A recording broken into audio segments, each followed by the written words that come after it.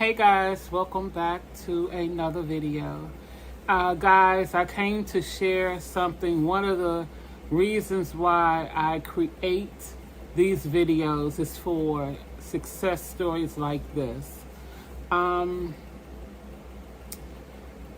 came across bed bugs back in 2018, and I know what a lot of you are going through. I know the mental stress that you're going through, especially for those of us that are sensitive to the bites, and that it will literally drive you crazy. And as I state, you can get rid of them. I have a comment from a viewer that I received about 2 hours or so ago. It was early. And I was just kind of sitting on this and just looking at the comment and just feeling so overwhelmed and full with gratitude, and just so grateful and thoughtful that God chose me for this assignment. As long as you follow the videos, I have over 70 videos, and no, you do not have to watch 70 videos. You shouldn't, just to get rid of them. But you do need to watch what applies to you for your situation. There is no time limit on how fast or how long it will take to get rid of bed bugs, because every situation is different. And the comments that I get asking a ton of questions that I've already answered in videos, I ask that you guys just go through the videos and look at the titles and look at some of the questions and watch the videos.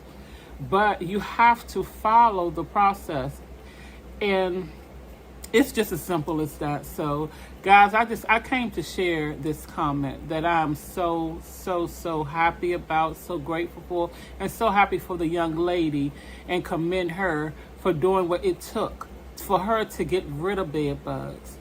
She didn't comment often. She came to the comments once or maybe 2 times at the most, 2 or 3 times, and asked questions about bed bugs, and I directed her to the videos, and that's where she went. Now she's back saying she's rid of bed bugs. It's been a little while. It hasn't been a long time, but it's been some time. But she's free of them.